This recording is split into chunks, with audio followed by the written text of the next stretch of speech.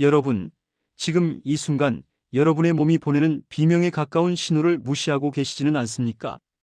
요즘 들어 이상하게 목이 마르네. 왜 이렇게 밤에 자꾸 깨서 화장실을 가지? 밥만 먹고 나면 정신을 못 차릴 정도로 졸음이 쏟아져. 혹시 이런 증상들을 그저 나이가 들어서 그렇겠지, 혹은 요즘 좀 피곤해서 그런가 봐 하고 가볍게 넘기고 계시진 않으신가요? 만약 그렇다면 오늘 이 영상을 끝까지 보셔야만 합니다. 그 무심코 넘긴 작은 신호가 여러분의 남은 인생을 송두리째 바꿀 수도 있는 끔찍한 질병의 첫 번째 경고일 수 있기 때문입니다. 오늘 저는 대한민국에서 국민병이라 불릴 정도로 흔하지만 한번 걸리면 평생을 꼬리표처럼 달고 살아야 하는 고통스러운 질병에 대해 이야기하려 합니다. 초기 증상이 너무도 미미해서 조용한 암살자라고도 불리는 이 병, 바로 당뇨병입니다. 많은 분들이 당뇨병을 그저 소변에 당이 좀 나오는 병 정도로 생각하시지만 천만의 말씀입니다. 당뇨병이 진정으로 무서운 이유는 혈액이 설탕물처럼 변해버리면서 우리 몸의 가장 미세한 혈관부터 가장 굵은 혈관까지, 머리부터 발끝까지 모조리 망가뜨리기 때문입니다. 지금부터 제가 말씀드리는 7가지 증상 중에 단 하나라도 여러분에게 해당한다면 이 영상을 보는 즉시 가까운 병원으로 달려가셔야 할지도 모릅니다. 여러분의 건강한 삶을 지키기 위한 마지막 기회일 수 있습니다. 우리 몸은 에너지를 얻기 위해 우리가 먹은 음식을 포도당으로 분해합니다. 그리고 인슐린이라는 열쇠가 이 포도당을 세포라는 문 안으로 집어넣어 주어야 비로소 에너지가 생깁니다. 하지만 이 인슐린 열쇠가 고장나거나 문 자체가 망가져서 포도당이 세포 안으로 들어가지 못하고 혈액 속을 떠돌아다니는 상태, 이것이 바로 당뇨병입니다. 혈액 속에 넘쳐나는 포도당은 그 자체로 독소처럼 작용하며 우리 몸을 서서히 그리고 확실하게 파괴합니다. 첫 번째 신호는 참을 수 없는 갈증과 잦은 소변입니다. 혈액 속에 포도당이 너무 많아지면 우리 몸은 어떻게든 이 당을 밖으로 내보내기 위해 신장을 무리하게 가동시킵니다. 신장은 혈액 속의 당을 걸러내 소변으로 배출하려 하는데 이때 당이 수분을 함께 끌고 나가버립니다. 그래서 평소보다 훨씬 많은 양의 소변을 아주 자주 보게 되는 것입니다. 특히 밤에 주무시다가도 한두 번이 아니라 서너 번씩 깨서 화장실을 들락거리게 됩니다. 몸속의 수분은 소변으로 다 빠져나가니 우리 몸은 극심한 탈수 상태에 빠지고 뇌는 끊임없이 물을 마셔 하고 강력한 갈증 신호를 보냅니다. 물을 마셔도 해소되지 않는 갈증, 자다가도 일어나 물을 찾게 되는 현상. 이것은 여러분의 신장이 이미 한계에 다다랐다는 위험한 신호입니다. 두 번째 신호는 식사 후에 유난히 쏟아지는 졸음과 피로감입니다. 밥을 먹었는데도 기운이 나는 것이 아니라 오히려 몸이 천근만근 무거워지고 정신을 차릴 수 없을 정도로 잠이 쏟아지는 경험 있으신가요? 이는 당뇨의 매우 특징적인 초기 증상입니다. 밥을 먹어 혈액 속에는 포도당, 즉 에너지가 넘쳐나는데 정작 인슐린이 고장나서 세포들이 이 에너지를 받아먹지 못하는 풍요 속의 빈곤 상태가 벌어지는 것입니다. 우리 뇌는 세포들이 굶주리고 있다고 판단하여 에너지를 아끼기 위해 몸 전체에 스위치를 내려버립니다. 그래서 극심한 피로감과 졸음이 몰려오는 것이죠. 단순히 춘곤증이나 식곤증으로 넘길 일이 아닙니다. 식사 후마다 반복되는 이 증상은 여러분의 세포가 굶어 죽어가고 있다는 신호입니다. 세 번째 신호는 먹어도 채워지지 않는 허기입니다. 두 번째 증상과 연결되는 것인데요. 세포가 에너지를 얻지 못하니 뇌는 계속해서 배고프다, 에너지가 부족하다 라고 소리칩니다. 방금 밥을 먹었는데도 금방 허기를 느끼고 자꾸만 음식을 찾게 됩니다. 특히 혈당을 급격히 올리는 단 음식이나 밀가루 음식이 더욱 당기게 됩니다. 하지만 이렇게 음식을 더 먹는 것은 불난 집에 기름을 붓는 격입니다. 혈당은 더욱 치솟고 인슐린은 더 망가지고 세포는 더 굶주리는 악순환이 반복될 뿐입니다. 네 번째 신호는 정말 이상하게도 이유 없이 체중이 줄어드는 현상입니다. 아니, 그렇게 많이 먹는데 살이 빠진다고? 그건 좋은 거 아니야? 라고 생각하신다면 정말 큰일 날 생각입니다. 이는 축복이 아니라 재앙의 신호입니다. 우리 몸의 세포들이 포도당을 에너지원으로 쓰지 못하게 되자 몸은 살아남기 위해 최후의 수단을 사용합니다. 바로 우리 몸의 근육과 지방을 분해해서 에너지원으로 사용하는 것입니다. 내 몸이 내 몸을 갉아먹기 시작하는 것이죠.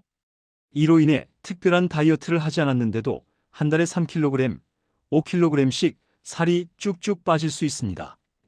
이렇게 빠지는 살은 단순히 체중이 줄어드는 것이 아니라 여러분의 생명력이 빠져나가는 것과 같습니다. 다섯 번째 신호는 손발이 저리고 자다가 쥐가 나는 증상입니다. 높은 혈당, 즉 설탕물처럼 끈적해진 피는 우리 몸의 가장 가늘고 예민한 말초신경과 혈관부터 공격합니다. 특히 몸의 가장 끝부분에 있는 손과 발은 혈액순환이 어려워져 직격탄을 맞게 됩니다.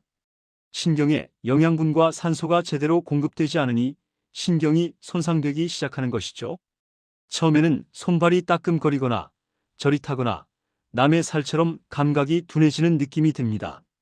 자다가 갑자기 다리에 쥐가 나서 깨는 일도 잦아집니다. 이 증상을 혈액순환이 안 돼서 그런가 하고 방치했다가는 나중에는 감각을 완전히 잃어버리거나 칼로 베는 듯한 끔찍한 통증에 시달릴 수 있습니다.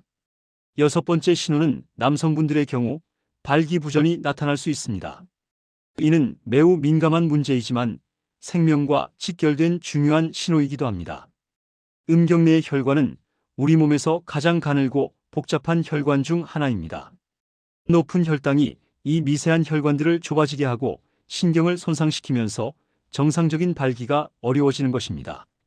이는 단순히 남성성의 문제가 아니라 여러분의 심장이나 뇌로 가는 더 굵은 혈관들도 이미 위험하다는 강력한 경고입니다. 일곱 번째 신호는 여성분들의 경우 지렴이나 방광염이 반복적으로 재발하는 것입니다. 혈당이 높으면 면역력이 전반적으로 떨어지게 됩니다. 또한 소변으로 당이 많이 배출되면서 세균이 번식하기 아주 좋은 환경이 만들어집니다. 이로 인해 지렴이나 방광염 같은 감염성 질환이 항생제를 먹어도 잘 낫지 않고 나았다가도 금방 재발하는 일이 반복됩니다. 생리 주기가 불규칙해지는 등 호르몬 불균형이 나타날 수도 있습니다. 이 7가지 신호 중 하나라도 해당되신다면 지금 당장 혈당 검사를 받아보셔야 합니다. 정상 혈당은 공복 시 100 미만, 식후 2시간 뒤 140 미만입니다. 만약 공복 혈당이 126 이상이거나 지난 23개월간의 평균 혈당을 보여주는 당화혈색소 수치가 6.5% 이상이면 당뇨병으로 진단됩니다. 특히 공복 혈당이 100에서 125 사이인 당뇨 전 단계는 당뇨병으로 가는 마지막 길목입니다. 이 단계에서 생활 습관을 바꾸지 않으면 3년에서 5년 안에 대부분 당뇨병 환자가 되고 맙니다. 당뇨병이 진정 무서운 것은 그 자체의 증상보다도 바로 합병증 때문입니다. 혈액이 설탕물이 되어 온몸을 돌아다니며 우리 몸을 망가뜨린다고 말씀드렸죠. 작은 혈관이 망가지면 어떻게 될까요? 우리 눈 속의 미세한 혈관이 망가지면 당뇨병성 망막병증이 생깁니다. 시야가 흐려지고 눈앞에 검은 점이 떠다니다가 결국에는 시력을 완전히 잃어버리는 실명에 이를 수 있습니다. 신경이 망가지면 당뇨병성 신경병증이 옵니다. 손발의 감각이 사라져 뜨거운 것을 만져도 날카로운 것에 찔려도 아픔을 느끼지 못하게 됩니다.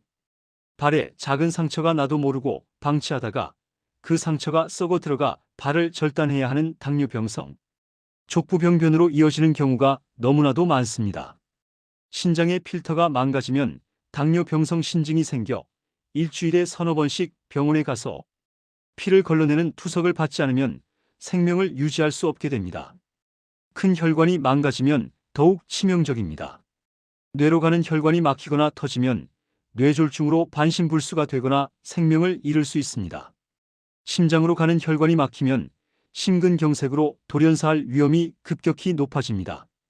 당뇨병 환자는 건강한 사람보다 뇌졸중이나 심근경색으로 사망할 확률이 4배에서 6배나 높다는 통계가 있습니다. 이래도 당뇨병이 그저 조금 불편한 병으로만 보이시나요? 하지만 너무 절망하지 마십시오. 당뇨병은 예방할 수 있고 또 이미 걸렸다 하더라도 잘 관리하면 건강한 사람과 똑같이 장수할 수 있는 병입니다. 가장 중요한 것은 예방입니다. 만약 부모님 중 한 분이라도 당뇨병이 있으시다면 여러분의 발병 위험은 23배나 높습니다. 부모님 두 분 모두 당뇨병이시라면 최대 70%까지 위험이 높아집니다. 또한 40세가 넘었거나 체질량 지수가 25를 넘는 비만이라면 지금 당장 혈당 관리를 시작해야 합니다.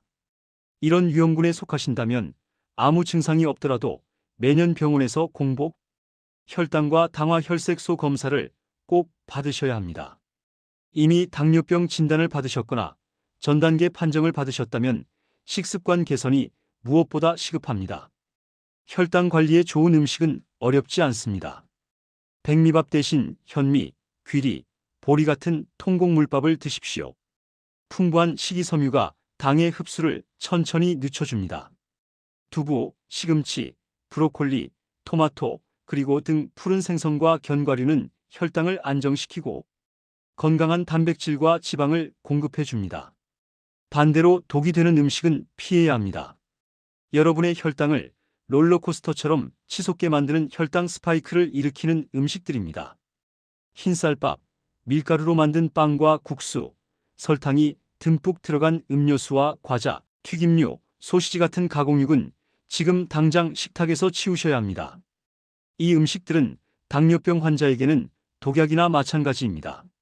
물론 유전적인 요인도 무시할 수 없지만 당뇨병은 결국 잘못된 생활습관이 불러온 생활습관병입니다.